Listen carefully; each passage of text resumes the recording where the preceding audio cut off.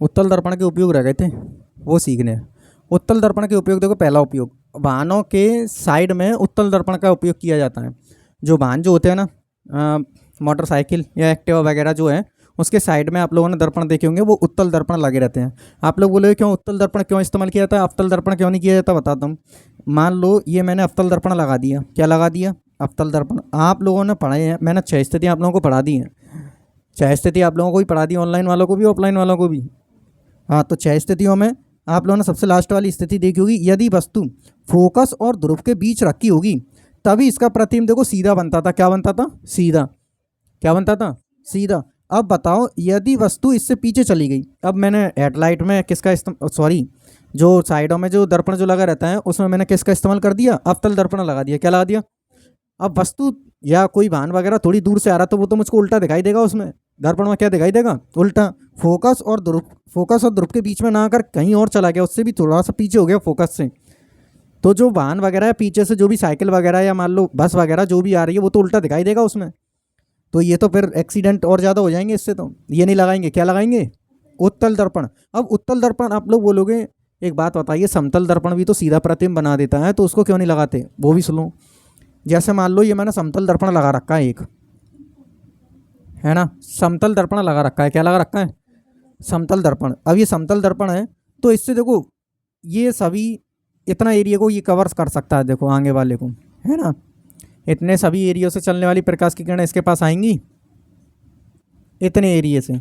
यदि मैं इसकी जगह पर देखो अवतल दर्पण इस्तेमाल करूं, अवतल दर्पण, क्योंकि अवतल दर्पण एक गोलीय दर्पण होता है और ये कर्व टाइप में होता है, कर्व, तो ये देखो इतने एरिया को तो ये कवर करेगा ही करेगा, इतना एरिया तो ये कवर करेगा ही करेगा जितना समतल दर्पण कर रहा था। लेकिन पर इससे फ़ायदा क्या है, देखो ये और ज़्यादा एरिया को कवर करेगा, है ना। और दूसरी दूसरी बात, एरिया को तो ज़्यादा कवर करेगा ही, क्यों। और देखो एक और बात कि इसमें ना समतल दर्पण में जितनी बड़ी वस्तु होती है उसका प्रतिबिंब उतना ही बड़ा दिखाई देता है, जबकि उत्तल दर्पण में वस्तु का प्रतिबिंब हमेशा छोटा होता है, वस्तु से क्या होता है, छोटा। तो इसमें बहुत ज़्यादा से ज़्यादा एरिया इसके अंदर कवर हो जाएगा, इसलिए गाड़ी या वाहनों में किसका इस्तेमाल किया जाता है, उत्तल दर्पण का।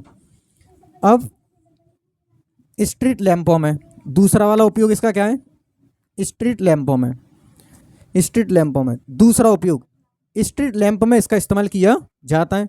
अब स्ट्रीट लैंप में कैसे किया जाता है, जैसे मान लो ये स्ट्रीट लैंप, क्योंकि देखो गली, स्ट्रीट लैंप यानी गली या जो सड़क वगैरह पर जो बल्ब जो लगे रहते हैं, क्योंकि हमको प्रकाश उसमें ज़्यादा फैला हुआ चाहिए, तो फैला हुआ चाहिए, तो देखो ये हमने अवतल दर्पण लगा रखा, सॉरी उत्तल दर्पण लगा रखा। कौन सा दर्पण लगा दिया, उत्तल दर्पण। ये हमने इसके नीचे ये एक बल्ब लगा रहता है। अब बल्ब से देखो जो प्रकाश आगे की ओर आता है वो तो आता ही है, जो प्रकाश पीछे की ओर जाता है वो भी इससे परावर्तित होकर, क्योंकि ये प्रकाश को फैलाने का काम करता है, किसको, प्रकाश को फैलाने का कार्य करता है। कौन सा दर्पण, उत्तल दर्पण। तो देखो ये वाला प्रकाश तो आ ही रहा है, लेकिन पर साथ की साथ में ये वाला प्रकाश भी आना शुरू हो जाएगा। देखो जो प्रकाश पीछे की ओर जा रहा होगा वो भी इससे परावर्तित होकर आगे की ओर आएगा, जिससे जो गली या सड़कों पर जो बल्ब जो लगे रहते हैं या लैंप जो लगे रहते हैं वो ज़्यादा से ज़्यादा एरिया में प्रकाश को फैला देते हैं। नेक्स्ट देखो प्रकाश को फैलाने में, ये तो मैंने बता ही दिया कि उत्तल दर्पण का उपयोग प्रकाश को फैलाने में किया जाता है। नेक्स्ट देखो उत्तल दर्पण का उपयोग टेलीस्कोप में होता है। किस में होता है, टेलीस्कोप में।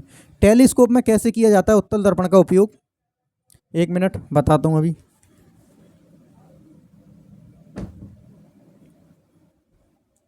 उत्तल दर्पण का उपयोग टेलीस्कोप में होता है। कैसे होता है देखो, बात सुनो। वैसे ये 12th क्लास में आएगी, और यदि आप 12th क्लास के स्टूडेंट हो तो और बढ़िया बात है।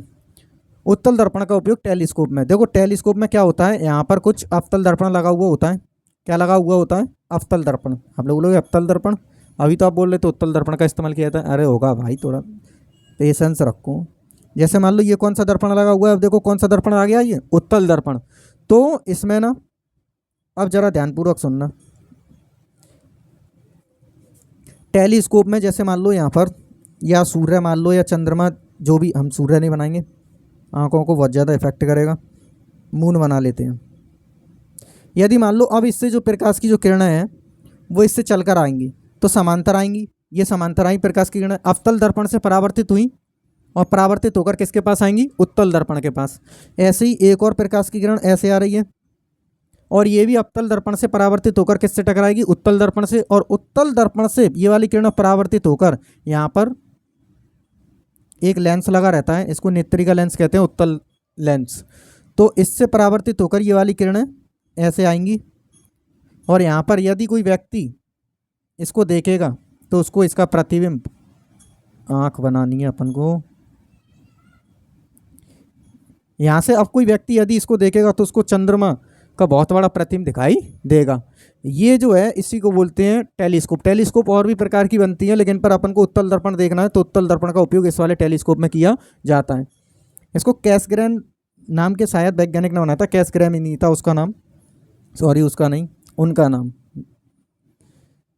एटीएम, पांचवा वाला उपयोग देखो, एटीएम और अन्य स्थानों पर सुरक्षा के लिए इसका इस्तेमाल किया जाता है। आप लोग सोचोगे एटीएम में कैसे किया जाता है, जैसे देखो आप लोग देखो ना तो एटीएम मशीन के साइड में एक दर्पण लगा रहता है, उत्तल दर्पण ही। कौन सा दर्पण होता है वो, उत्तल दर्पण। जैसे मान लो मैं एटीएम मशीन में ऐसे चला गया और मैं एटीएम मशीन के ऐसे सामने खड़ा हुआ हूँ और पीछे कैमरा लगा हुआ होता है एक तो, और एक ऊपर की ओर लगा हुआ होता है, तो उस दोनों ही कैमरों में मेरा फेस दिखाई नहीं देगा।